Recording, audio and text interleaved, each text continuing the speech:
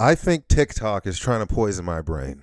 Maybe it's doing something because the corner of the internet that I've been on the last, I don't know, couple days or so, it's been very interesting. And there's been three things that I want to point out, and they all have to do with women, that something isn't adding up here. And I'm going to try to get to the bottom of it as the best that I can and try to articulate, extrapolate between the lines of what's going on here. Okay, so thing number one. This one, this one of the things that I've seen over and over again is women saying that I love my husband, I love my kids, but I would never get married again. And I can't quite add up why married women are given the advice that older and I see it sequentially. I'll say, "Yep, I agree. I would never do it again." "Yep, I agree. I'd never do it again." And I'm trying to figure out, did y'all you're claiming there's a logic problem here. You're claiming one thing and then you're saying another. They're saying that they're happily married, and then they're telling other women, "Don't get married." Get that one to me. Okay? So, number two, this one's puzzling to me. And this one is it's part of our this is where we are in society when we say the death rate has declined. And there's a reason for that, obviously, because for whatever reason, I don't think that it's a big. I don't think it's. I think that it's growing. I think that it is. I think it's slowly but surely more women are starting to think like this. But there's something going around about don't have kids. Don't have kids. Okay, I can't quite break that one down. I don't know what's so bad about kids. I fundamentally understand that some people don't want kids. Okay, I get that they had whatever happened and they want to work on themselves or they don't want to bring a kid into this world. But it seems like it's more and more and more women that say, "Oh, I'm not going to have kids," and I don't think that they came up with the idea themselves. Somebody told them that. Somebody definitely told them that, and we'll get into that here in a second. Number three, and this one kind of it this it's a matter of opinion, and this goes back to this one. It's pretty easy to extrapolate at the end of the day, but this third one is 50-50. Okay, women don't want to. I'm not going to marry you. I was watching a black girl that said, What's the point of marrying you if you're not going to pay for anything?" Okay, now we have the three things out of the way.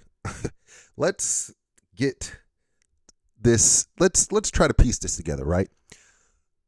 Here's my fundamental understanding that we live in. Okay, we're in a different time. We're in a different place. There's a lot of things going on. Okay, maybe things aren't the exact way that they used to be. In i.e., you would get married at a younger age, have kids at a younger age, and you would live out your life. You would live out your basically. Most people they are having careers and they are going on. We are going longer without kids at the end of the day, right? We are going longer without kids, and also we're going longer without finding the person. Some people are or whatever. But that being said, there are a lot of people are married. This notion that don't get married. I don't. You sound like you're happily married, but you're not happily married. But you're not happily married, and you wouldn't do it again. What? I mean, you can be a gypsy for the rest of your damn life. What? I don't understand the alternative. I don't understand the alternative when somebody says that they're married. I don't understand the what else. What else would you wanted to be free or what have you? And the same thing that's going around with Aisha Curry or what have you. I think that there's a certain level of I feel trapped. Okay, that I feel trapped, and it's bullshit. I think it's bull. I think that she was thinking out loud. I think that they're giving her a hard time because that's what happens when most people get married young. But Steph is very, very rich and affluent, obviously, so she's fine. I think that she was thinking out loud. That aside, this notion of don't have kids. Now, this is the one that kind of makes my nuts itch, right? Uh, because what I think has happened here is you want to generalize. You want to, is a woman is giving advice to another woman and wants to generalize their situation. And more than likely, they fucked the wrong nigga and had babies with the wrong nigga. And now they want to go and make up this fantasy that, oh, it's bad to have kids. It's bad to, no, okay. If you don't want to, I get that there's people that don't want to have kids, like I said, but if you don't want to, you can speak about it and just say it. One of these girls was trying to say that, was trying to articulate, oh, I like to go on dates and I like to let the man talk himself into a corner and ask him, oh, who's going to take care of the kids, and what do you have goals and dreams and aspirations and stuff like that. So she was basically trying to get the man to realize that, oh, it costs money to raise kids, and I don't know if I want to be taking care of them. And my point with this is that I don't know why the fuck she couldn't come out and say, if she didn't want to have kids, I don't know why she didn't just come out and say she doesn't have one of kids. This game where she was trying to manipulate the man into seeing something or whatever. No, little niggas cost money. Let's call it what it is. Little niggas cost money. Okay, we realize that. Little niggas have to be taken care of. Okay, do you want to take part in this process of raising kids? Yes or no? That should have been the end of this. That now women are trying to put it on the guy that there's some issue because of they're going to be trapped, and this type, it's fake.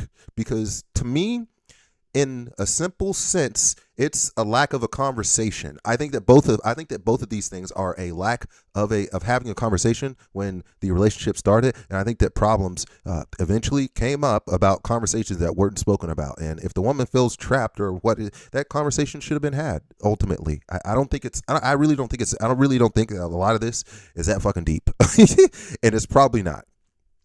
And finally, number 3, 50-50. 50-50. Okay. Once again, the fundamental, and you're talking to somebody that's, anyway, I don't have a whole lot of relationship experience, but I do fundamentally understand this. No relationship is ever 50-50. Nothing is ever, that notion that something is it's a fucking relationship.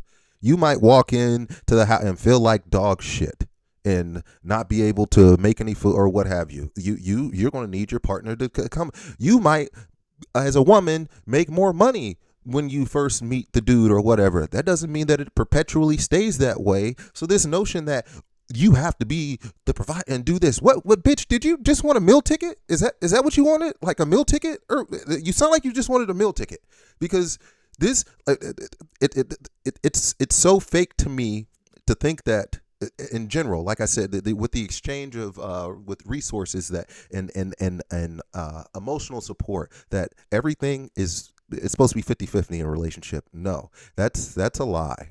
Some days you got it, and some days you ain't gonna have it, and you gonna need. That's the point. That seems like that ultimately defeats the point of ever getting a relationship, right? Doesn't it? So I'm going to. None of this makes any sense to me. And I think ultimately, in conclusion, that number 1, you should take things that you hear with a grain of salt. Every piece of information, every advice, everything, you should take it with a grain of salt. Because I think that a lot of the times it's feminism and bullshit, ultimately, where some of this stuff is coming from. I think it's coming out of ass crack cheeks land. I think it's BS, because what do you want to be a field fairy your whole life, or what's the plan here? You just want to be by yourself? Okay, fine. I mean, cool. I'm sure that there's some people that want to do that. Number 2, I will say this, and then conclusion. There is no right answer for this life. There is no right answer. And to take what somebody else's experience is and their conclusions that they've drawn as gospel is completely erroneous of you. Me, the ants, the grass.